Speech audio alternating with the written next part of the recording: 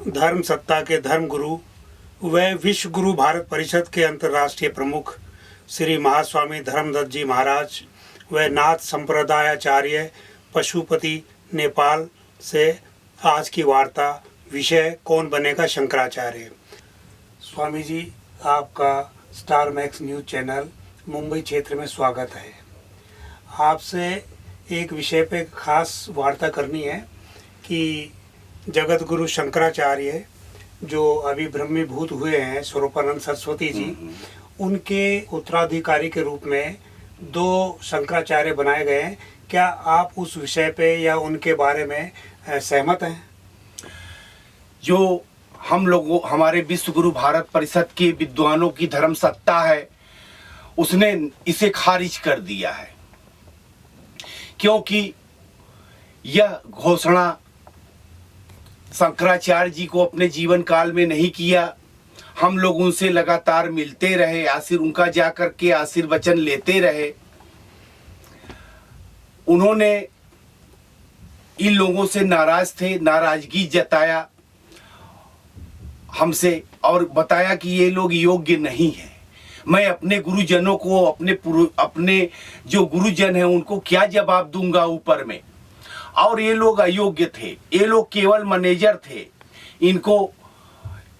इनको पैसा वैसा छूट दे दिया था उन्होंने कि आप सब देखो व्यवस्था, एक तरीके से मैनेजर थे।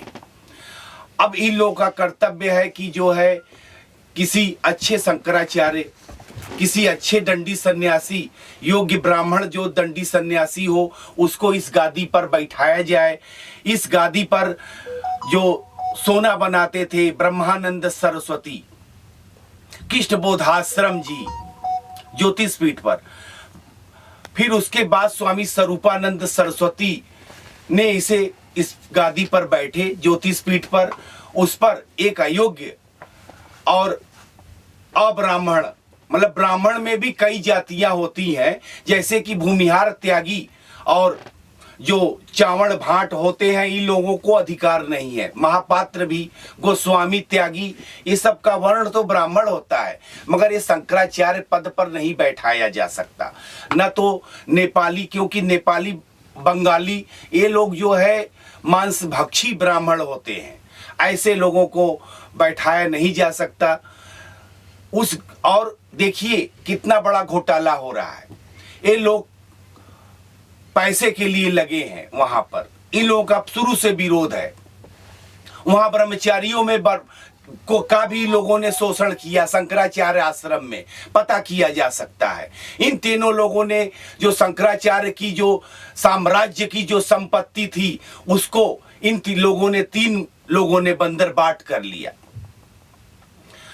और ये लोगों का घोषणा एक कांग्रेस का कमलनाथ सरकार में कैबिनेट मंत्री बनकर बैठने वाला व्यक्ति एक सुबुद्धानंद के द्वारा किया जा रहा है। इनके पीछे दिग्विजय सिंह और कमलनाथ और आपके मध्य प्रदेश से ही कटे हुए छत्तीसगढ़ सरकार, राजस्थान सरकार और हरिद्वार के कई कांग्रेसी संत जो धर्म से निरपेक्ष हैं लगे हुए हैं।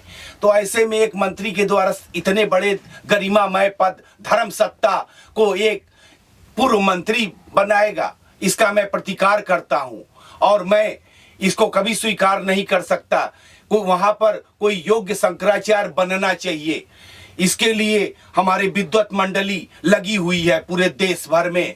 जो शंकराचार्य जो बनाए गए हैं उसमें और क्या क्या त्रुटियां हैं, उनको कैसे दूर की जाएं? भारतवर्ष में राज सत्ता के द्वारा धर्म सत्ता को निगलने के प्रकल्प और प्रकार बनाए जा रहे हैं। इसी क्रम में भाजपा अलग शंकराचार्य बना रही है, कांग्रेस अलग बना रही है। शंकराचार्य धर्माचार्य भी कांग्रेस और भाजपा के बीच में फुटबॉल बन गए हैं। अभी ये कांग्रेसी शंकराचार्य की घोषणा एक पूर्व कैबिनेट मंत्री मध्य प्रदेश सरकार ने किया है, जो कमलनाथ की सरकार में कैबिनेट स्तर का मंत्री था। और उससे मोदी जी भी मिलने के लिए वहां से पीएमओ से फोन आया था, तो सुबुद्धानंद बोल दिया कि नहीं, उन जगत गुरु जी नहीं मिलना चाहते। इसके मध्य प्रदेश के हमारे पास एक सरदार जी है जो कि साक्षी है। वो सरदार जी भोपाल में भी हमारे पास एक बार आए थे। मैं शंकराचार्य आश्रम में ही ठहरा था। मुख्यमंत्री आवास के पास ही शंकराचार्य आश्रम है, जनेश्वर। तो ये जो है, अब ऐसे लोग करने लगेंगे, कांग्रेस के लोग शंकराचार्य बना देंगे। वो धर्म के विषय में क्या, वो धर्म और धार्मिक जो धर्म सत्ता है, जो उन जगत गुरु जी का जो धर्म संघ सम्राट का जो वो धर्म सम्राट का जो धर्म सत्ता है और उनका विरासत है, उसको कौन संभाल सकता है। ये लोग प्राइवेट लिमिटेड बना करके सब चुनाव लड़ते नजर आएंगे। ये लोग राजीव गांधी के भारत जो जोड़ो आंदोलन जो यात्रा निकाला है उसका समर्थन करेंगे।